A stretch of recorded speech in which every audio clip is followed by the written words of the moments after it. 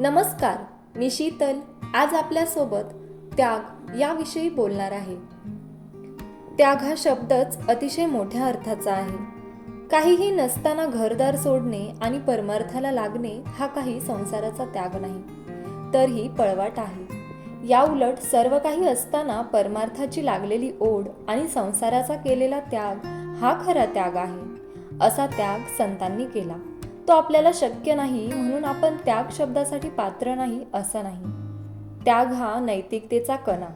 त्याची सहजता ही मन मोकळ्या स्वभावाने येते. ओढून ताणून केलेला त्याग हा त्याग नसून त्या गोष्टीचा तिरस्कार आहे.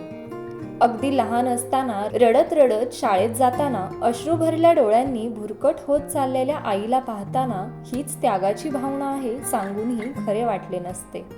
खरे तर तो आईचा त्याग नसतो, तर आपला आईबरोबरचा विरह असतो. आणि तो त्याग नसतो या कल्पनेने आजही बरं वाटतं.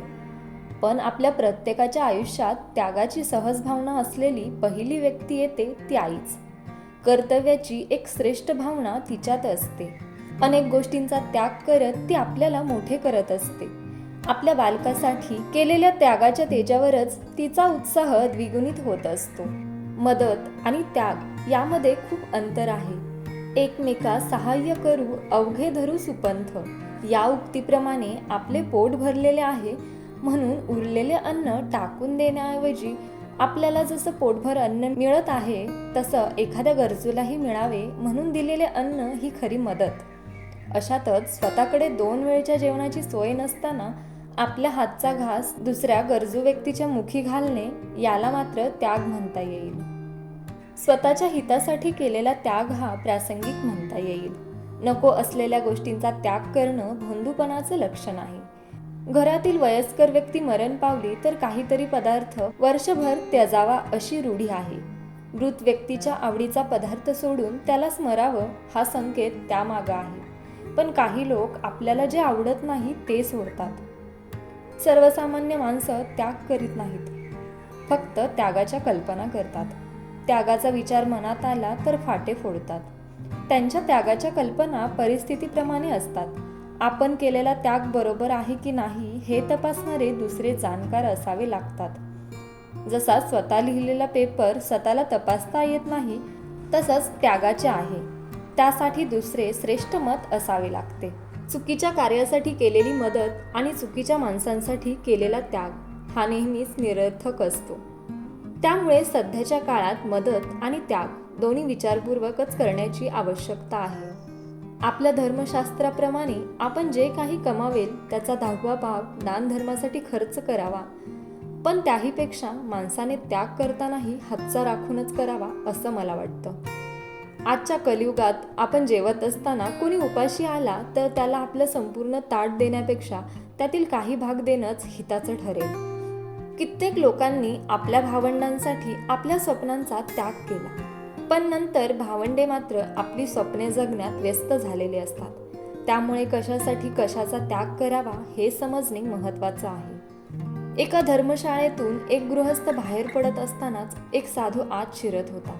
भगव्या कपड्यातील त्याचे तेजस्वी रूप पाहून त्या गृहस्थाने साधूच्या पायाला स्पर्श करून नमस्कार केला.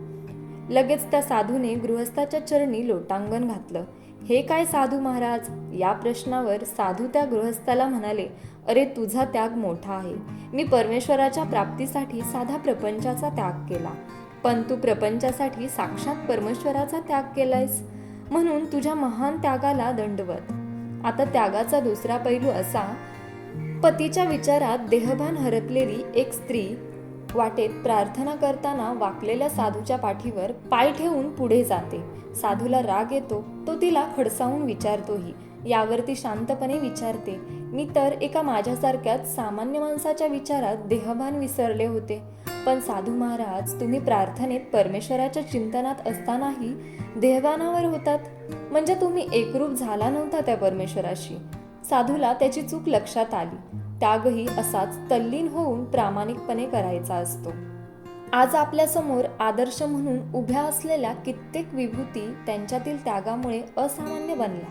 प्रभू रामाने केलेला त्याग जर कर्तव्यापोटी असेल तर लक्ष्मण व सीतामाईचा त्याग ही पराकोटीची त्यागभावना होती. त्याहीपेक्षा श्रेष्ठ त्याग लक्ष्मण पत्नी उर्मिलेचा.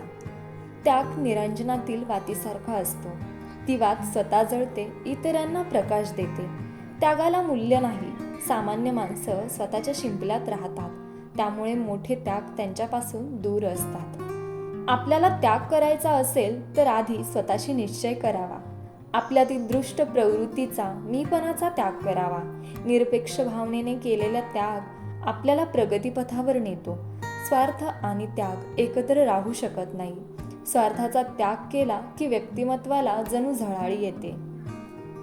विचारलं मी नदीला, कशी तू इतकी खळाळत वाहतेस? म्हणाली ती, मी फक्त पात्र बनून राहते. विचारलं मी पर्वतांना, कसे इतके खंबीर उभे राहता? म्हणाले ते, आम्ही फक्त निधड्या छातीने सामना करीत राहतो.